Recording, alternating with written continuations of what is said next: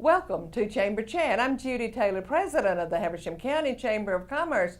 Thank you for joining us. My guests today include Sherry Callahan with Woods Furniture, the Member of the Month, and Dr. Emir Canner, President of Truett McConnell College. And my first guest is Sherry Callahan. Welcome, Sherry. Thank you, Judy. It's fun to be here. Well, I do appreciate your being on Chamber Chat. And Woods Furniture is one of our oldest and still one of our most loved stores in Habersham County. And every year, all during the year, you do things to bring people to Woods Furniture, to Clarksville, and to Habersham County. I know at Christmas time, I think you do Windows at Woods. We do. It's a live production, live theater in our windows.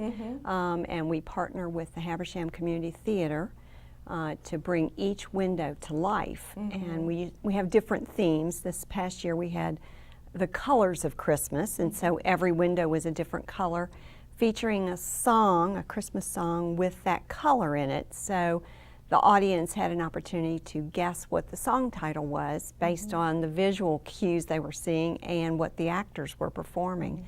So it was a lot of fun. We had a great time. And people come from everywhere, but you do things all during the year.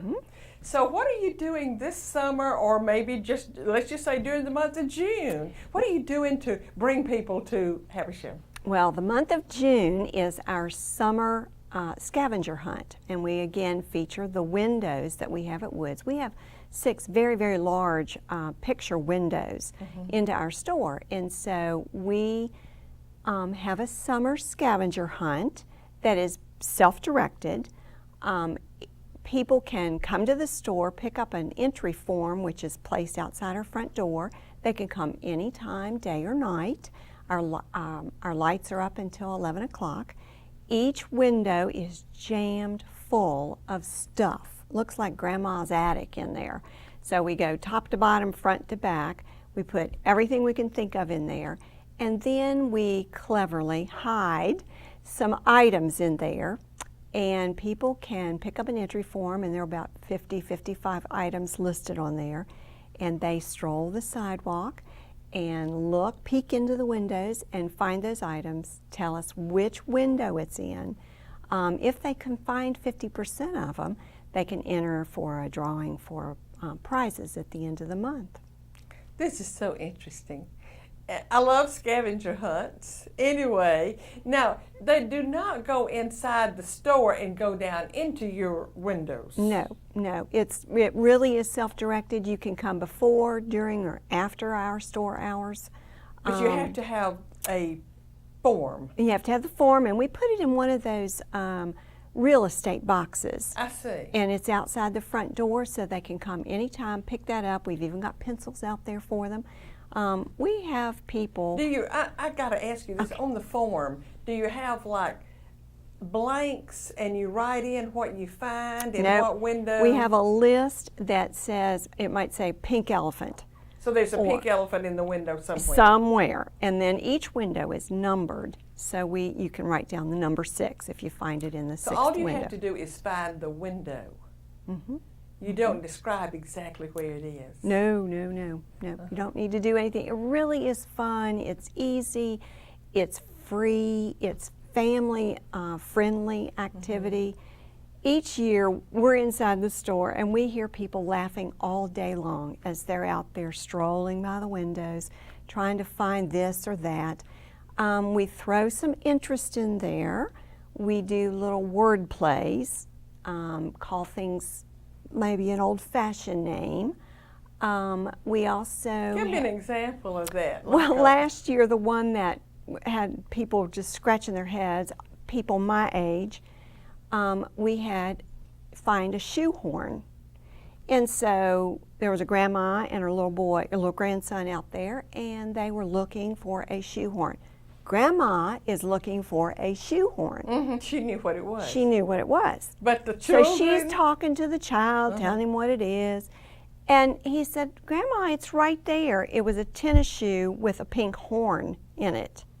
And so he took it literally, a shoe horn, and she thought she knew what the object was. So then they had a little conversation about all of that. It was just so precious, and the grandmother was just thrilled that she had had this opportunity to spend some time reminiscing with her little grandson. She was just thrilled. So we have ladies come after lunch, and they're out there just giggling and laughing about, you know, this, and remember when we did this, or remember when we did that. So it's for any age. any age, multi-generations have a great time with it. People go to dinner and maybe pick up some gelato or ice cream or a drink. They come, park at Woods.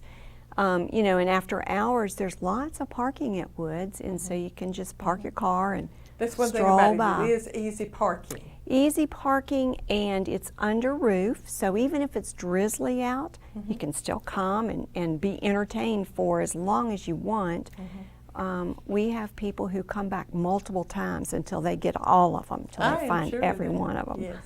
Sherry, I love it. I do, and thank you for being so creative and for bringing people to your store, to Clarksville, to Habersham County. We appreciate it. We just have a minute left, but Sherry, I know you're very involved in the community as well as your business. Tell our audience a little bit of the about what you're involved in. I believe you're involved in the Downtown Association, or I am. You know, it's a pleasure to be involved in Clarksville. Clarksville is a happening place. It is. We love our town, and we love sharing it with other people. And now that the square is back operative, That's it's, right. it's even more so. It is. We're bigger and better Yes. than we used to be. It's a walkable town. It's plenty of parking, lots of unique shops and lots of things to do. You know, you think that I'm creative. Oh my goodness, all those shop owners, all those business owners are very creative, and we love showing off our town. The Downtown Business Association, or the Business Association, is called Clarksville Business and Community Association. And we have about 70 members, business members, who are all passionate about the growth and health of Clarksville. So we band together and meet once a month and have a great time talking about creative ways we can bring people downtown. Well, we do. The Chamber appreciates all that. Thank you. Very much. And thank you for having one of our oldest and most loved businesses. Thank you for keeping it the way it is. And thank you for being on Chamber Chat. Thank you. And we're going to take a short commercial break and be right back. Please stay with us. It's very true that once you take care of a customer, they're going to remember that. That's what's so great about living and working in the same community. I'm able to have an impact with work, then I'm able to see these same people out in the community and get to know them on a personal level. My name is Jerry Bradford. I'm a retail consultant. My name is Hope Crawford. I am a business sales specialist with Windstream. Our commitment is simple: provide a best-in-class customer experience through our network and our people. Thank you for staying with us. My next guest is Jim Widener with Oliver and Widener, and they are the Member of the Month. Welcome, Jim. Thank you, Judy. Glad to be here. I appreciate your being here, Jim, and congratulations on being Member of the Month. Thank you. We're humbled and very grateful for that honor. Well, the board takes it very seriously, and one thing that they look at when they vote anybody Member of the Month is your community engagement and involvement. And Jim, when I think of you, now you've been involved in many ways, and we'll talk about a few of them, but the one that stands out the most to me is Habersham United Way. How many years were you chairman of Habersham United Way? Most recently, I think it was either 3 or 4 years in a row. Frankly, I lost track. And previous to that, I was president 2003 and 2004 as well. So about 5 years total. Yes, ma'am. Well, you serve the community in so many ways, Jim, and that is why you are Member of the Month, and we felt that you were a most deserving Member of the Month. But let's talk about Oliver and Widener a little bit. Okay. And the business, Oliver and Widener. How long have you been in business? The firm has been in business since January 1st, 2006. In Clarksville. In Clarksville, yes, ma'am. Okay. The 3 lawyers at the firm, myself, Bill Oliver, and Bucky Woods, have been in practice frankly, over 100 years combined. So the three of you have over 100 years experience. Yes, ma'am. Yeah. Bill and Bucky are both from Habersham County. They started their career out together. Well, if you go to our website, you can read all about this, and you'd probably be put to sleep. But all that information is there. But they started out together, and then Bucky became a Superior Court judge, and Bill went on to practice on his own. And then Bill and I got together, I should say, in January of 2006. Well, I did go to your website, Okay. and I looked at all the areas of law that you practice, and it seemed to me like it was very comprehensive. It seemed as if you practiced most of them, and we could call over the areas, but there was a long list there of the areas that you practice, but I'm going to tell you one that stood out to me. I've got to ask you about it. One was adoption. Yes, ma'am. And I know of people who have tried for years to adopt a child, and they were unsuccessful, and they spent thousands of dollars and never got a child. But anyway, I got to ask you this. I do know that you have adopted children, and does that law, do you practice that law maybe because it's near and dear to your heart? That's part of it, yes, ma'am, without a question. It's almost like a calling for me to try to help families get together that God has so ordained, and I just want to help out and do the final paperwork, so to speak, to make that happen. But yes, adoptions are near and dear to my heart. Two of our children are adopted. My daughter Sarah, 21, she's a junior at the University of North Georgia in nursing school, and Michael, 18-year-old, who just graduated from Tallulah Falls. And then we have two biological children, John, 19, freshman, just finished his freshman year at Georgia, and Matthew, who has just finished his freshman year at Tallulah Falls. One of the great things about adoptions, I just want to quickly say, is that everybody in the courtroom is happy, even the judge, because we're starting a new family, and nobody's fussing at one another. At least not yet. Maybe after they get home, I don't know. But it's a wonderful experience. But Jim, I got to say this too. I know Michael because I am on the board at Tallulah Falls School, as you know, and your son Michael was valedictorian this year. Yes, ma'am. Yes, ma'am. So congratulations to you, Thank and to him and to the family for that. Thank you. Thank you very much. And he is a fine young man. I appreciate and that. I believe he's from South Korea, is that right? Yes, ma'am. Yep, that's where he was born, and he came home to us. God brought him home when he was about 10 months old. Well, now let's jump into something else because our time does get away so quickly. Okay. But Jim, it seems as if every time I turn on the TV that I'm seeing somebody say, if you've been in an accident, call 911 and then call our number. Or if you have taken a certain drug, call this number. You may be eligible for a settlement or whatever. And I'm going to be honest with you, Jim, that turns me off. And how do you feel about that? Let's talk about, can you address that? Yeah, this is personal opinion. It turns me off too. To me, being a lawyer is a profession. It's not a retail business. It's not, we're not trying to sell cars. I'm not diminishing car salesmen. Don't misunderstand me. But it's a profession, and one who endeavors in a profession should, his or her work should stand for itself, and that information should get out. And I'm also taken by the latest in social media, where everybody's taking pictures of themselves and putting it on their website or putting it on their Facebook site or whatever the case may be. It's self-aggrandizement. In Proverbs, in chapter 27, God says, don't speak of your good works with your own lips. Let somebody else do that.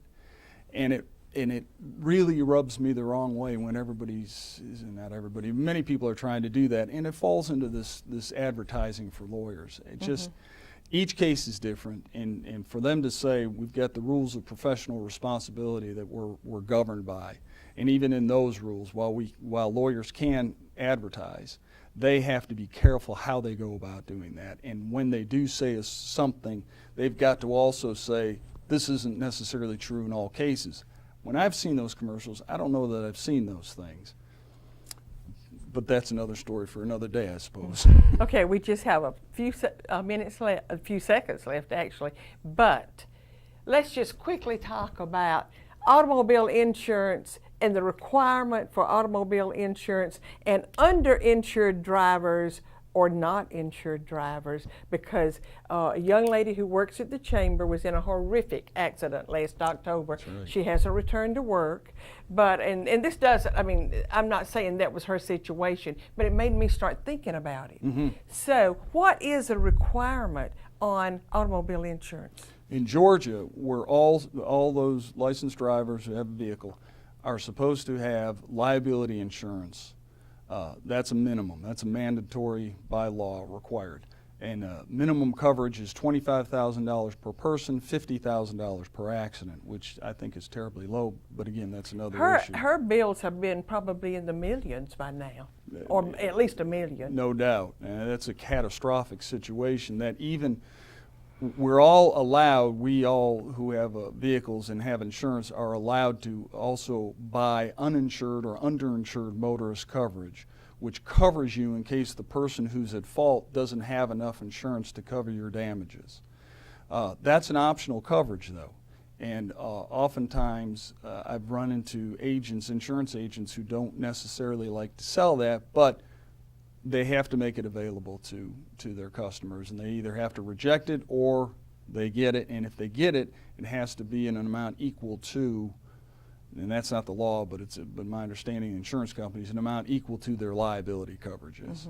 But people absolutely need it, because $25,000, if you're in a car wreck and you go to the hospital for 1 or 2 days, $25,000 won't even cover your medical bills, more no. likely than not. Not at all. So, And how about when you're in the hospital for like 6 months? and exactly. this Yes, kind of ma'am. thing? Yeah. Jim, our time is up. I'll just have to have you back. Okay. And- I'll be happy to be back. And we will continue and give some, maybe some free information out to our listeners. I'll be happy to do that. Thank you. Thank you for being on Chamber Chat, and again, congratulations on being Member of the Month. Thank you. We're going to take another short commercial break and be right back. Please stay with us. Something I really like people to think about is the fact that we do genuinely care about our customers. We have that one-on-one connection and that one-on-one individuality. Everybody knows who you are, who you're kin to. My name is Christina Bennett. I work as a customer care specialist for Windstream. My name is Jerry Bradford. I'm a retail consultant in the Dahlonega retail store. Our commitment is simple: provide a best-in-class customer experience through our network and our people. Thank you for staying with us. My last guest today is Dr. Emir Canner, president of Truett McConnell College. Welcome, Dr. Canner. It's good to be here. Thank you. Thank you for being on Chamber Chat. Dr. Canner, recently I heard you speak at the National Day of Prayer here in Habersham County. And I got to tell you, I was spellbound. I wish you could have just gone on and on and on. So would you briefly tell our audience a little bit about your background before we get into Truett McConnell University? And I Sure. think I just called it college, That's but fine. it is Truett McConnell University now. Well, we just shifted a year ago, and so I think people are going to have to get used to the fact that we now have 5 master's degrees and so forth. But my wife and I got to get to the North Georgia mountains 9 years ago, and this is home for us. This is where our children have been raised. Our children, when we got here, were 1, 3, and 5. And here we are 9 years later, about to begin my 10th year at the university, and I love it. It's a far way away from where I grew up. My folks immigrated here in 1969. My father is Turkish, my mother's Swedish. But My you were wife- born here. I was the only one Okay. of the brothers who was born here. Both my brothers are born overseas. Both my brothers naturalized as U.S. citizens, as well as my mother and father, and my wife. And so you can imagine Memorial Day weekend, July 4th weekend, are very precious holidays for us, because my wife grew up under the auspices of communism, and I grew up under the auspices of Islam, neither of which teach democracy. In Islam, it is in its traditional element a theocracy, and of course communism is atheistic Marxism. And so when we taste freedom here, there's an appreciation in Memorial Day for those who've given the ultimate sacrifice, and in July 4th, of course, for independence and what it means to us, and in particular for us who are born-again believers in Christ, for religious liberty, as well as the political liberties that we have. Well, we're just glad you made it here. But let's talk now about Trip McConnell University. What makes Trip McConnell unique among higher education here in Northeast Georgia? And also we'll talk a little bit about your graduate programs. Yeah, Trip McConnell, back then college, started as Trip McConnell Junior College, chartered in 1946. And up until the early part of this millennium, it was a 2-year school. And now, of course, university status, we now have master's degrees in business administration, biology, education, theology, and our newest one, just approved on Friday, in professional counseling with certification by the state of Georgia. It has always been a special place in the mountains of North Georgia where we train up believers in Jesus Christ who want to change a generation by sharing the love of Christ and blending what is the Great Commission of salvation with the Great Commandment of unconditional love. And our students, though, when they come in, our largest incoming class will come again this fall, and they have what we call Great Commission minor. It's based in missions and theology, where our students get to learn about God and His Word, get to go on a mission trip, or a missions encounter class. They take a class with me on the church, and so it is very infused with a biblical education, with a Christian worldview. So when a student comes, whether they're training up to study criminal justice or nursing or business, whatever it may be, they're there so that we also can train them to love the Lord, His Word, the church, and the lost. Well, now, do all the students there, before they graduate, do all of them take some kind of religion course? They do. They take a set of 7 classes on Christian worldview, 2 classes in theology, 1 on the church. Every one of them go on a mission trip, so our students take 6 or 8, sometimes more mission trips a year, respectively, for each student. They'll go to places, Europe, Asia, Africa. I'm leading a trip to Thailand this summer, along with our Vice President of Academic Services and our women's soccer coach. And we'll reach out to orphanages, we'll share Christ with Buddhists and Muslims. And so it is a really unique education. Mm-hmm. The student who comes there, we certainly want them to have the best and broadest education, but you also want them to have the most biblical education. Mm-hmm. So when they're sitting in a science class, they're going to get what they would get at a secular university, but they're going to get so much more, because they're going to also get taught the confirmation of God's creation, that we are a creationist school. The same is true of every element of academic life, where we bleed into the students a biblical worldview. The same true of our dorm life as well, when there is discipleship going on, even all the way through our athletics and intramurals. It's just a great place to be if you have a son or a daughter that says, you know, I just want to follow the Lord. It's not a career, it's a calling to them. Mm-hmm. I believe that, because for number one, you have such a beautiful setting over there. You're in the foothills of the mountains, and it is a beautiful setting. But you also you make it very easy. Now, I'm not saying that it's easy academically. I'm saying that you work with students to get a master's degree. And I do know that you have some programs off campus. We do. We have both online. So talk online. about pursuing a master's degree at Trip McConnell University. Well, with the masters we have a master's degree both online and residential. The one's online is a Master of Arts in Theology. So a student training to be a minister or a missionary can go online and get their entire degree that way. And then right now on campus they can do 5 master's degrees. And not only is it important to us, as you can imagine, that we stress the authority of God's Word in the profession they choose, but the affordability. No one's more affordable than us. When you have a master's degree, you'll see most universities, it's $400, $500, $600 a credit hour. For us, it's $325. There's also scholarships available, where at other universities there may or may not be. We want to make sure that when the students graduate, we are the 3rd least expensive school for undergraduate and costs published, but we're also least expensive of masters, so they don't walk away with a massive debt. If they're going to follow God's call, they've got to do it with the least amount of burden possible. Mm-hmm. Well, let's talk about your faculty. Yeah. And what are some of the credentials of your faculty?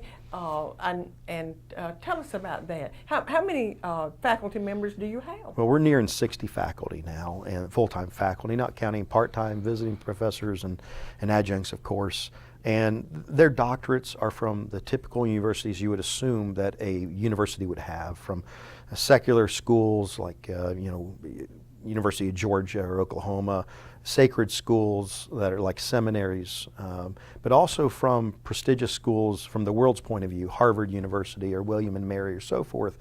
But what makes it so beautiful is these faculty come because they want to raise up a generation to follow Christ. So while they're the most highly credentialed, they're also the most biblically trained and have a heart for these students. And we're not a publish or perish school. Our goal is to invest in this generation. So our students are always number one to our faculty. You always see their doors opening. You always see them mentoring students. And we really do. We do everything we can, because the best place to be is not to enter school. The best place to be is to graduate with a baccalaureate or a master's degree so they can walk on with the Lord. And Dr. Cannon, our time is actually up, but I also know that you have a pretty strong sports program. We do 15 sports. And we just started track and field last year, and I'm telling you, I get to see these students play, and our students have to be believers who come as athletes, and so it really gels them as a team and allows them to compete like our baseball team did with going to the Nationals this year. Mm-hmm. Well, I recently had the privilege and opportunity of interviewing and deciding on some scholarships for some young people at a local high school.